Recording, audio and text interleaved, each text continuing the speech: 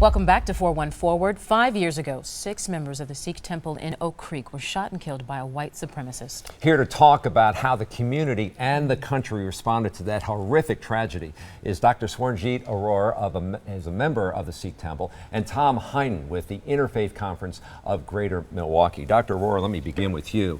It was such a horrific event 5 years ago, but I also remember the outpouring of support in the community and around the country, and the effort by the Sikh community to have others understand who they are.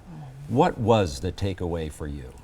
It was came as a very, very extremely shock for us when that happened. I was sitting in Brookfield Gurdwara, Brookfield Temple, and Alpha News came and everybody got shook up.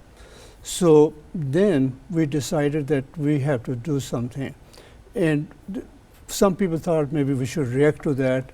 We said no, we have to go peacefully toward that. And then we started, best way to do is that let people know what Sikhs are. So if we can convince them, convey to them what Sikhs are, then perhaps that will help. Education. So yeah, education. So we dialogue, communicating, engaging, right? Communicating dialogue. Now, were you already connected with the interfaith? Yes, I was. Tom was very extremely helpful to us. Even our U.S. Department of Justice, I could not believe it. They went out of their way to help us. Oak Creek Police, Oak Creek Mayor.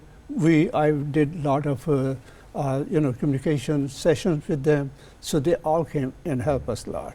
With that helping at that moment, now does that support continue? Does that relationship still live, Tom?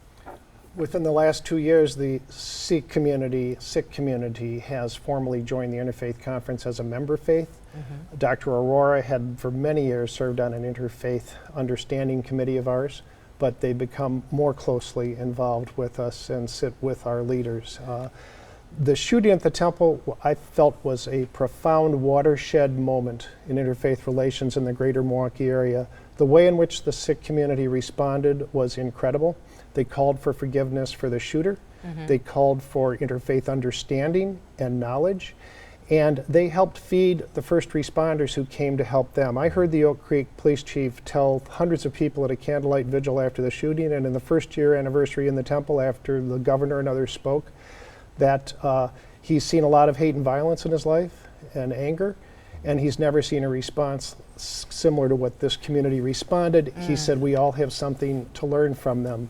And that has been very true. I repeatedly heard people say they were amazed at the response of that community. I like what you said, we all have something to learn. Help us understand, though, if we are not in the Interfaith Conference, and it sounds simple, Interfaith Conference, what does that really mean to be interfaith and to understand others, if I'm not in? I think it means that you recognize that we have much more in common than what divides us. I think that the hallmarks of some of the things that we're experiencing today really stem from fear. It stems from isolation, where we don't get together. We're segregated in many different ways, and ignorance, and then put under stress by geopolitical events. So, Dr. Arora, I mean, hate still exists, and we're seeing, even in the country today, people targeted for religion. How do you keep the dialogue going? We still go to St. Ben. We have a dinner program with them every Tuesday night. Every first Tuesday of the month, we go serve dinner. We do a lot of services at Archdiocese of Cathedral, and we do a lot of provide lunches and so on. So we try to get involved in the community affairs. We Habitat for Humanity or packaging things and so on.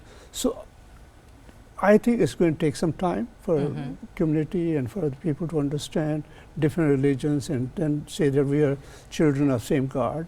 Basically, if we can convince them we are same faith, God's children, and God never discriminate one child against other child. So we can do the same thing here. So we say that we are. Tom, what's been your experience? Where is the best place to begin the dialogue? I think it's all about relationship. You say dialogue. It's informational sessions where we try to dispel some of the myths, and we've really worked hard at that. We did 2 last year. This year we've done a number of things to bring people together to talk about information of the different faiths, whether it's Judaism or Islam or Sikhism. But it's really about relationships and sitting down with someone. We do dinner dialogues where we bring people together in private homes. We just did dinner dialogues for about 400 400 people at the Yes. Rep in conjunction with their production of the play Disgraced. It really is, I think that's where it lies, where you find what you have in common, where you connect, and you see the values that you share, and you recognize other people as fellow human beings. We've been increasingly isolated as a society since World War II, living among like-minded, like-looking people, and we've got to break those silos down. You're so And that's right. what we, Yeah. I think it's critical for our society, for our democracy, for our faiths, and that's really what we've come to emphasize. Thank you. Thank you both so for doing much. that today Thank with you us. so